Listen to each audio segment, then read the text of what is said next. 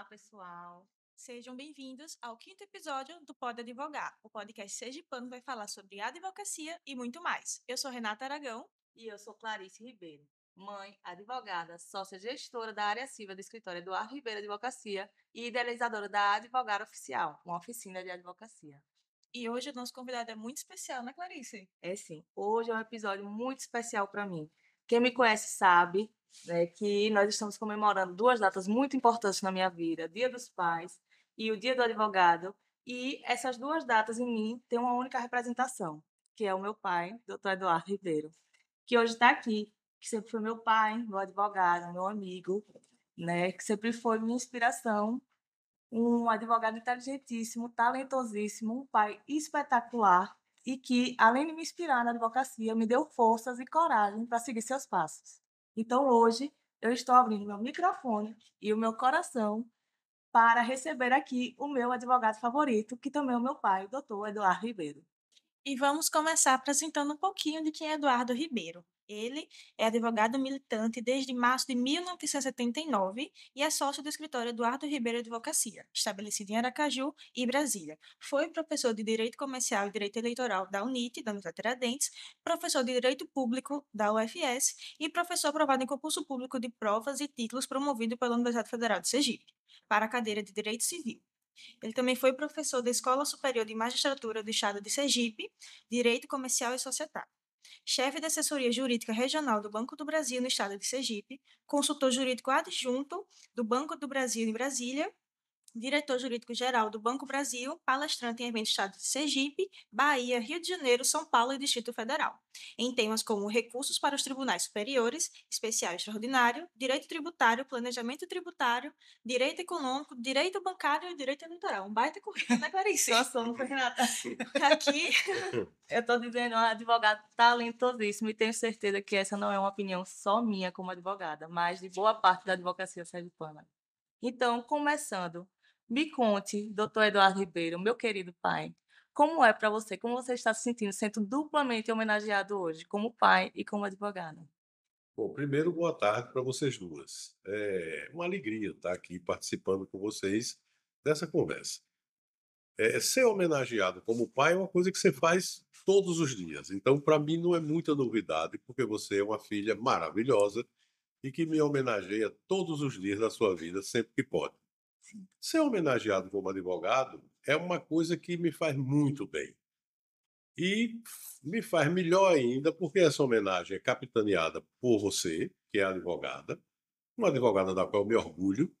Eu não fui o seu melhor professor, porque eu tenho impaciência de ensinar para os meus filhos, né?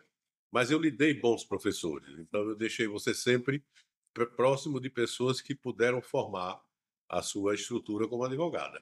E você sabia que tinha sempre a palavra, né, o abraço, a mão segurando, e isso foi a tônica da minha vida na sua formação. Então, ser homenageado por esse podcast, como seu pai e como advogado, que você disse que é o seu O preferido, meu favorito. é uma dupla felicidade.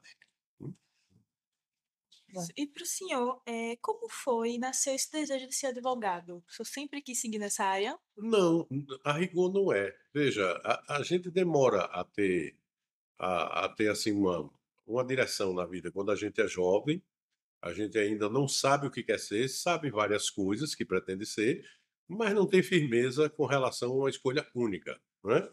É tanto que eu, no curso, vocês são meninas, mas assim, vocês não alcançaram esse tempo, mas eu fiz curso médio que ainda era um curso científico, no Colégio Ateneu Sergipense aqui. Eu fui aluno do Colégio Ateneu e no segundo ano do curso científico, você direcionava a sua vocação. E aí você escolhia se você quer fazer o terceiro ano da área de ciências biológicas, da área de exatas, da área de humanas. Eu direcionei para a área de ciências biológicas, porque ali naquele tempo ser médico era era o que a sociedade achava que seria o caminho natural de todos os jovens, né? E eu, por conta disso, direcionei e fiz o terceiro ano científico voltado para a área de ciência biológica. No meio do curso, em contato com a minha vida, porque em contato com a música, com a literatura, que desde jovem eu tive esses contatos, eu gostei disso. e desde jovem eu me dediquei à leitura e à música, né? Eu descobri que a minha alma era mais para as ciências humanas do que para as ciências biológicas. E aí me direcionei naturalmente para direito. No meio da faculdade é que eu descobri que realmente eu estava no lugar certo, quando eu estava no meio da faculdade, no meio do curso. E teve alguma figura inspiradora no direito para você? Teve várias.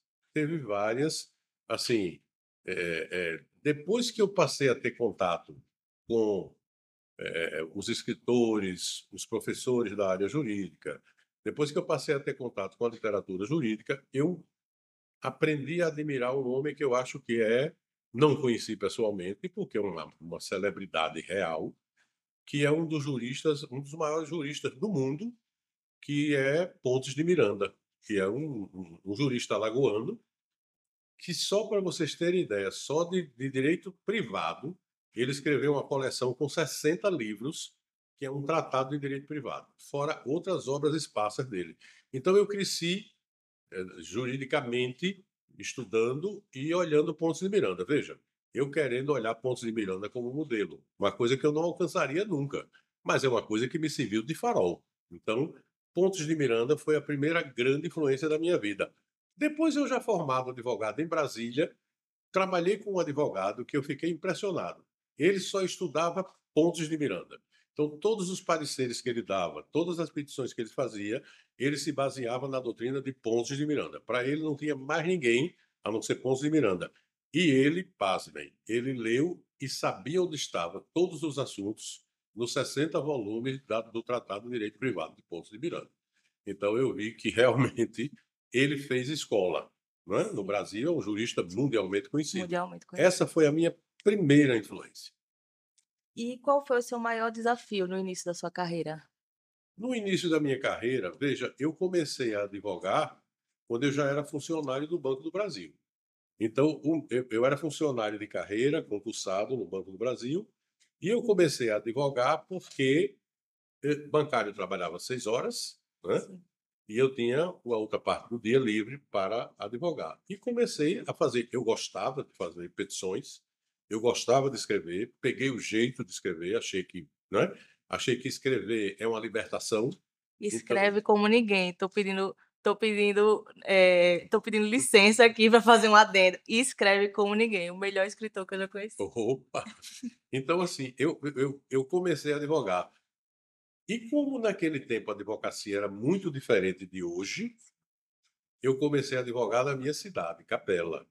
Eu ia na segunda-feira para a Capela, porque é dia de feira, é dia da feira da cidade. Então eu ia, ficava no cartório e ali eu ficava esperando clientela, porque naquele tempo a advocacia no interior não era como hoje. Naquele tempo não tinha advogados morando no interior, em Capela não tinha. E eu fui me estabelecer em Capela e de lá eu vim para Aracaju, advogando. Então esse foi o primeiro desafio, me estabelecer como advogado. E o direito representa, para você, além da profissão, como é que o direito representa na sua vida? Primeiro de tudo, realização. Eu outro dia disse numa entrevista para a revista de advogado, e para Josailton, uma entrevista que eu dei para Josailton, eu disse que eu não faria outra coisa se pudesse voltar atrás. Recomeçaria a minha vida fazendo direito, porque a advocacia, para mim, se transformou numa realização. Foi pela advocacia que eu conquistei grandes vitórias na minha vida, que eu conquistei minha independência financeira, minha independência intelectual, minha independência pessoal. A advocacia me deu tudo isso. Então, ao longo do tempo, assim, guardando princípios que são norte de qualquer advogado, me prendendo a esses princípios, olhando para eles e direcionando a minha vida para esses princípios, eu entendi que era o caminho que eu queria seguir sempre, que eu seguiria outra vez. E qual caso você acha que marcou a sua trajetória como advogado? Vários casos. Mas o primeiro deles foi uma das primeiras ações da minha vida. Uma das primeiras ações da minha vida que foi defender uma família em Monte Alegre de Sergipe. Uma família que estava sendo expulsa da terra por um coronel do sertão, e eu fui contratado ainda muito jovem, advogado, para entrar com uma ação de reintegração de posse, que era assim, numa cidade inóspita, contra o pessoas poderosas da cidade, e eu não tive medo, não tive receio, até porque advogado não pode ter, e eu consegui a vitória para essa família. Eu estava começando na advocacia e aquilo me fez vibrar, aquilo me fez assim dizer, é isso que eu quero fazer na vida. E em algum momento você sentiu medo no início da carreira, inseguro, ou pensou em desistir? Não, medo, insegurança é natural, a gente sente.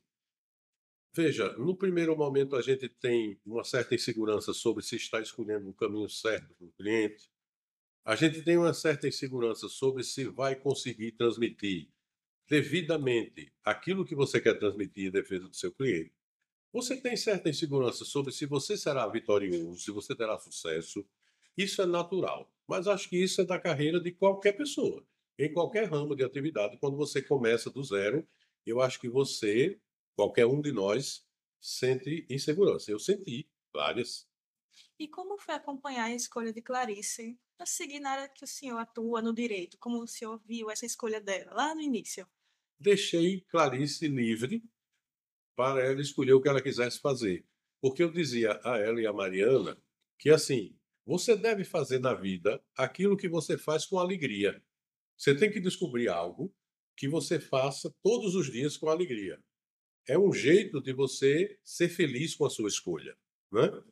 Então, quando Clarice quis fazer psicologia na Universidade Federal, eu lá dentro eu disse assim, que pena que ela não vai fazer direito, mas não disse para ela isso, jamais.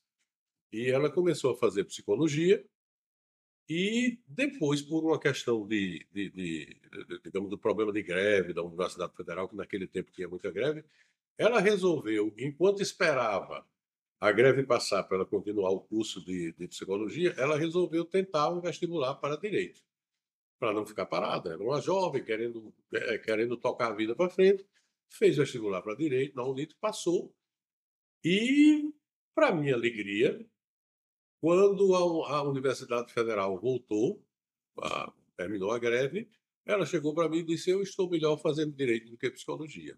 E aí continuou e se transformou nessa uma advogada belíssima que ela é. E qual foi o maior conselho profissional que você já me deu? Eu não sei, mas eu assim, eu não sei dizer. Eu sei dizer, eu poderia enumerar aqui uma série de desejos que eu tenho em relação a você, uma série de aspirações que eu tenho em relação a você, e até alguns conselhos que eu já lhe dei, Sim. não é? Eu me lembro que logo quando você se formou, eu lhe fiz digamos assim, um roteiro dizendo: "É assim, isso você tente fazer assim, tente", né.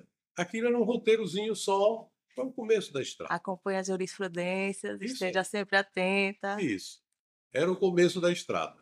Até porque a partir dali você se soltou e eu já não precisei mais lhe dar conselho. Eu precisei estar ao seu lado. Bom, E sempre esteve. então, isso aí. E o senhor já aprendeu algo com ela no exercício da advocacia? Muito, muito. Ela realmente, ela me dá uma lição a cada dia. Primeiro, vou lhe dizer uma coisa, vou confessar uma coisa aqui nesse podcast. Eu sou um pai super protetor. E logo no começo da advocacia, eu tinha cuidado com ela, de colocá-la em ações que eu dizia assim: isso aqui pode ter algum risco para ela. Então eu queria, por um erro meu, deixá-la numa redoma assim, trabalhando perto de mim, fazendo coisas para mim e tal, e sem soltá-la. Mas quando ela, de vez em quando, se soltava por conta própria, que voltava, que eu via o resultado, eu ficava orgulhoso de ver que ela era muito maior do que o que eu imaginava que ela fosse, né?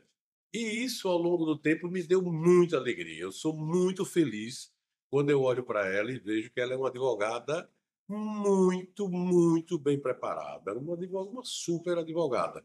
É uma pena que ela ainda seja jovem, mas assim, ela já seja conhecida no círculo, mas ela merece ser muito mais conhecida do que o que é, pela qualidade que ela tem como advogada de ser obstinada no que ela quer, pelo cuidado com a escuta do cliente, que é importante, pelo cuidado com aquilo que ela faz, que ela leva para o fórum, e principalmente nas relações que ela tem com os colegas, com os juízes, com os promotores, com as pessoas eventuais da justiça.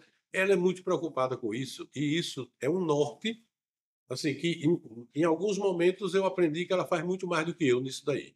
E eu tentei me reposicionar, achando que esse caminho era melhor do que o que eu fazia. E voou bem alto, né? Voou bem alto. E olha que ele tá me dizendo, ele disse aqui que não foi o melhor professor que eu tive, sendo que ele só narrou qualidades que ele mesmo tem. Eu aprendi vendo você. Você foi o melhor professor que eu tive. Uhum. Agora vamos tirar também a suspeição, Sem né, dúvida, do pai, sem dúvida. né, que ele deu uma aumentada aí, Tem mas uma tudo parte bem. aí que é assim, é troca de amor, Sim. né? Aí, assim, quem vi essa sessão de podcast, depure os excessos, tire o amor Sim, e deixe só o que é concreto. sim, Né? sim, sim, sim.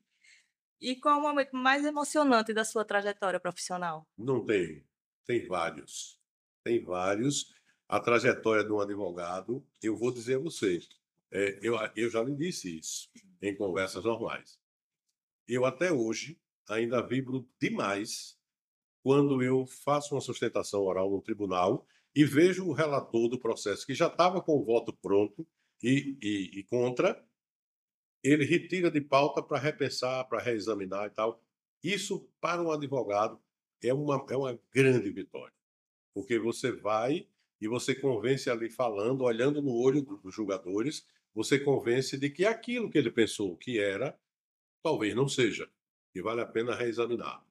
Isso, quando acontece, é uma das grandes alegrias do advogado. E outras coisas nesse sentido. Né? Cada vitória é uma grande alegria. E, Pode ser do tamanho que for. É uma grande alegria. e para o senhor foi como ver a continuidade da advocacia na família, as novas gerações, como parece vindo? Assim, é uma coisa que eu agradeço a Deus que ela quis seguir. Torço e peço a Deus que ela seja muito feliz como advogada, que ela seja como eu fui, como eu sou, feliz como eu sou, e que ela siga o caminho dela como ela vem fazendo. Ela siga esse caminho dela, porque hoje ela já não precisa mais que eu diga nada para ela em relação ao que ela deve fazer como advogada. Ela já faz por ela. Então, eu acompanho, torço, rezo e fico esperando só colher o fruto dessa dedicação que ela tem. Prometeu que não ia chorar. Como você enxerga a advocacia de hoje comparada à advocacia da sua época? Muito diferente. Muito. Eu tenho dito sempre isso. Veja, por incrível que pareça, quando eu comecei a advogar, eu juntei dinheiro, porque eu já tinha salário do Banco do Brasil.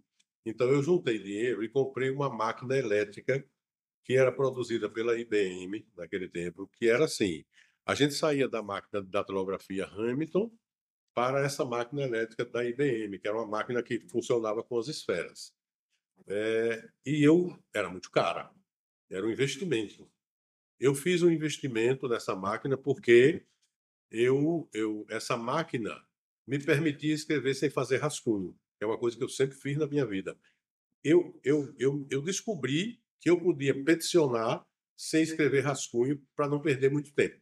Eu era sozinho, eu advogava sozinho no escritório. Então eu comprei essa máquina porque essa máquina tinha uma borrachinha que você apagava pouca coisa. Você errava uma coisinha, podia até apagar porque ela voltava e apagava. Assim, eu vivi com essa máquina uma história de amor. Tanto que quando começou a aparecer o computador, eu tive muita dificuldade de abandonar essa máquina para entrar na era do computador. Claro, é uma loucura que, assim, é uma postura dinossáurica, digamos assim, mas é que o tempo exige que você se adapte. Então eu fui me adaptando a muito custo. Acho que essa máquina ainda está guardada nos meus arquivos aqui, dos arquivos que eu tenho da minha história. Essa máquina eu guardei, porque além dela ser parte da minha história, eu não vou usá-la mais, até porque eu acho que ela nem funciona mais, porque é elétrica, tem circuitos elétricos. Mas essa máquina me fez muito bem. Essa máquina é responsável pela escrita de uma parte grande da minha história. Então, e naquele tempo, escrever era o principal. Né? Então, você tinha que saber escrever, você tinha que saber colocar. E naquele tempo, por incrível que pareça, você gastava muito tempo indo no fórum, porque você não ia só despachar com o juiz, você tinha que ir nos cartórios, ver andamento de processo, apressar. Você ainda foi estagiário nessa Sim, época, você sabe. distribuir. Distribuir, correr atrás, estagiar, né? Você viveu isso ainda, Sim, vivi. né? É diferente de hoje. Hoje você advoga sem ir no fórum, não é? Você advoga do escritório. Você não perde mais o tempo precioso que você perdia antes atrás de observar o andamento de um processo. Chegava numa fila no cartório, esperava o escrivão poder lhe atender para você falar com ele. Isso não existe mais. E, no entanto, antigamente era possível você advogar sozinho. Repare que paradoxo. Antigamente era possível você advogar sozinho, como eu advoguei muito tempo sozinho. Hoje já não é mais possível, você tem que ter equipe, apesar de toda a tecnologia que aumentou, que nós temos hoje, apesar das facilidades instrumentais que nós temos hoje, apesar dessas facilidades de comunicação com a justiça que você tem hoje, você não consegue mais advogar sozinho. Você precisa ter uma equipe, né? Se você quer ter um escritório, você tem que ter uma equipe, senão você não consegue advogar sozinho. Por isso que ficou difícil para o jovem advogado se estabelecer sozinho hoje. Eu não sei lhe dizer o que é que faz isso, mas eu só sei lhe dizer que isso é um fato. É difícil o advogado jovem se estabelecer hoje se ele não tiver um grupo para trabalhar com ele. Então, eu acho que é a grande diferença, porque assim, o direito não muda, o direito apenas evolui, se moderniza, a prática do direito em si, o estudo do direito em si não muda, mas a prática da advocacia mudou muito. Então, você tem que estar preparado para novos tempos.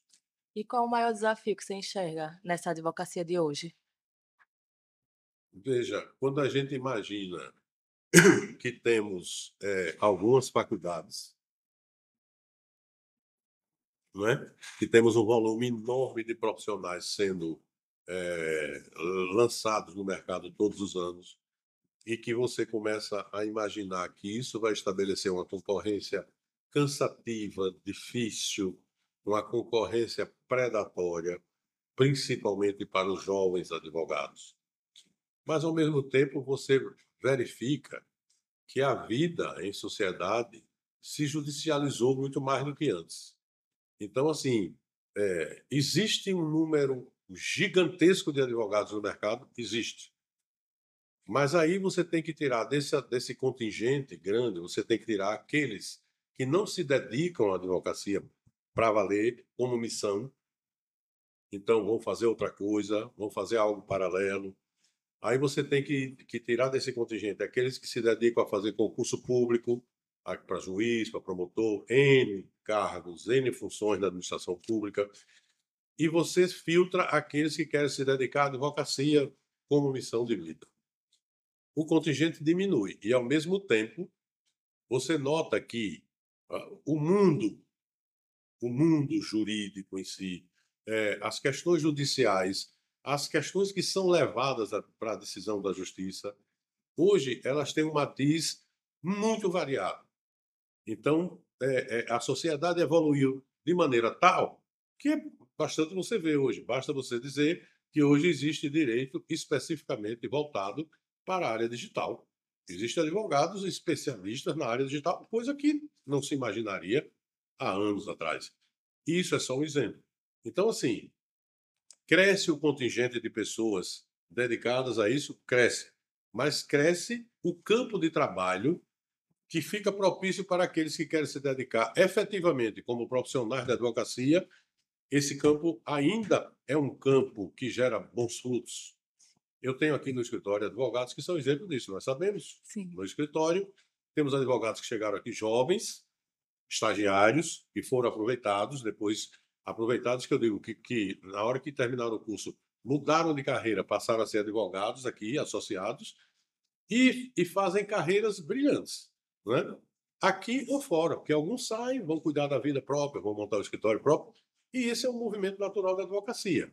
Mas o desafio hoje é saber onde está, é saber onde se buscar essas fontes que poderão alimentar a sua vivência, a sua vida, o seu sucesso como advogado. E quais os valores o senhor acredita que nunca se devem perder na missão do advogado? A ética, o respeito pelos colegas, o respeito no trato com os clientes e, sobretudo, a lealdade absoluta com o seu cliente. Esses não dá para abrir mão.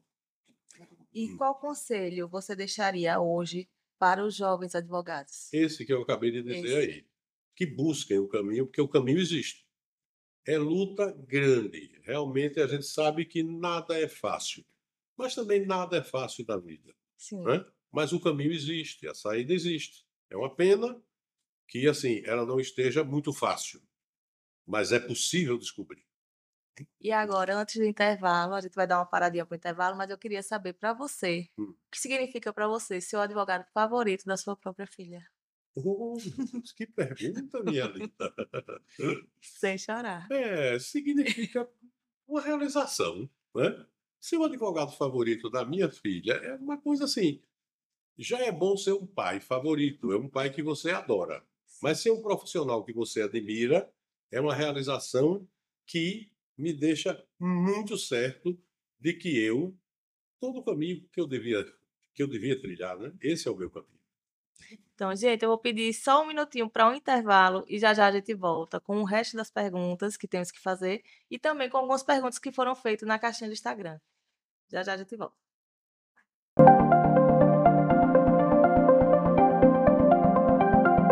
Estamos de volta e agora vamos começar um bate-bola. Eu e Clarice aqui para a gente saber um pouquinho sobre o senhor, o que o senhor prefere. Vamos Ok. lá. Eu sei todas as respostas, mas eu mesmo assim eu vou fazer todas as perguntas. Vamos lá. Café ou chá no escritório? Café. Petição ou sustentação oral? No começo, petição, hoje, sustentação. Código civil ou penal? Civil, Ser pai ou ser advogado? Qual o maior desafio? ser pai. Preparar uma pessoa é um grande desafio. Então, você sinta-se com a missão cumprida, porque você se superou nesse desafio de ser pai. E agora, Obrigado. uma pergunta para você, Clarice. Como é ter Eduardo Ribeiro como seu pai?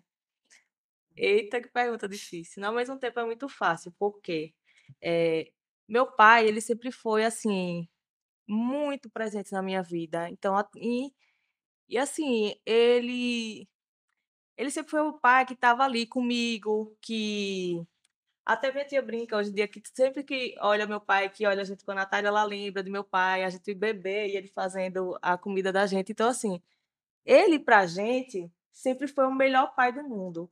E aí, a partir do momento que eu entrei na faculdade e comecei a entender quem era ele profissionalmente, então aquilo ali me transbordava de alegria, porque assim, em casa ele não parecia nada daquilo, mas eu tinha amigos na faculdade que diziam assim: Clarice, eu queria conhecer seu pai. Todo mundo dizia: ah, você é a filha de Eduardo Ribeiro. Até então, ele nunca ele nunca se deixou ser um Eduardo Ribeiro inatingível, porque para a gente ele sempre foi o melhor pai do mundo, acho que para ninguém, ele é super acessível.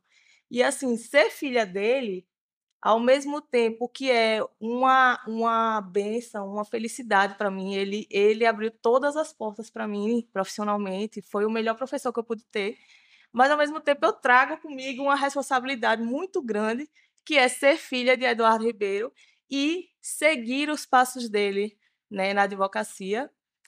E, assim, desde o início ele sabe o quanto eu trabalhava, me esforçava, porque eu nunca quis decepcioná-lo como advogada, nunca. Eu acho que minha maior missão, assim, além de todas as missões jurídicas da advocacia, eu sempre tive isso comigo, de nunca decepcioná-lo, porque ele foi uma pessoa que profissionalmente e como pai só me trouxe alegrias.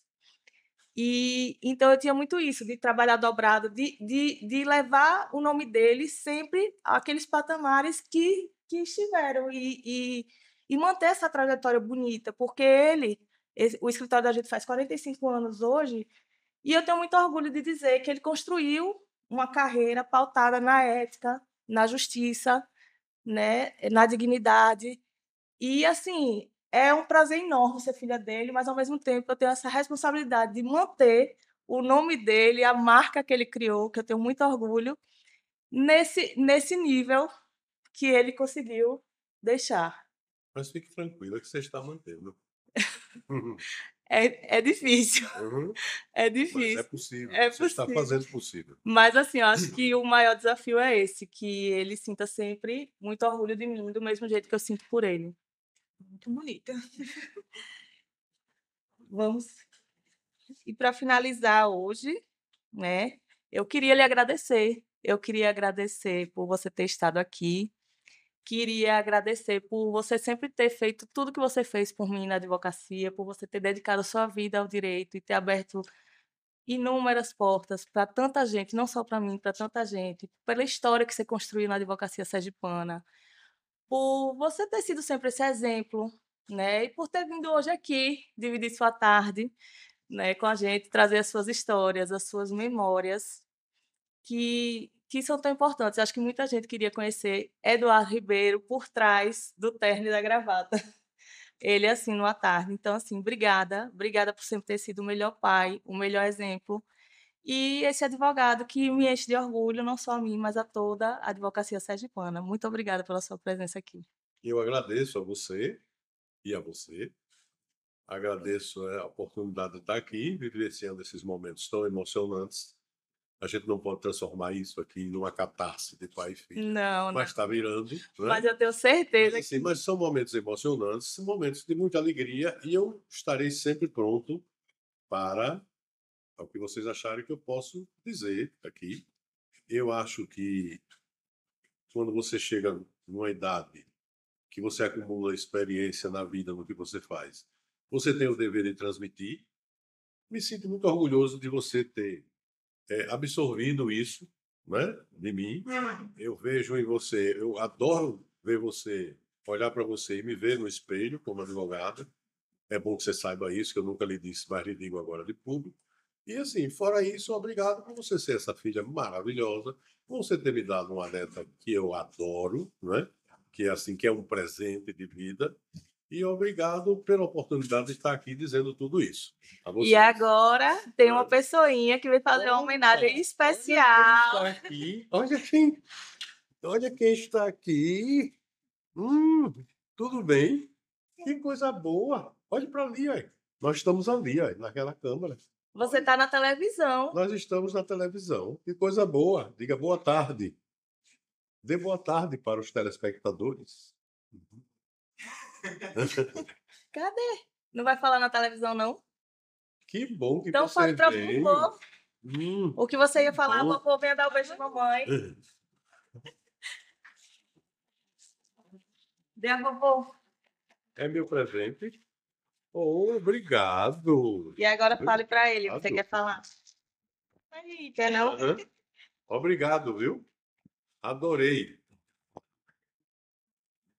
E queremos agradecer, Eduardo Ribeiro, por essa troca tão importante, com Clarice aqui também, a nossa presença especial hoje aqui também, e a todos vocês que acompanharam até aqui. Até a próxima!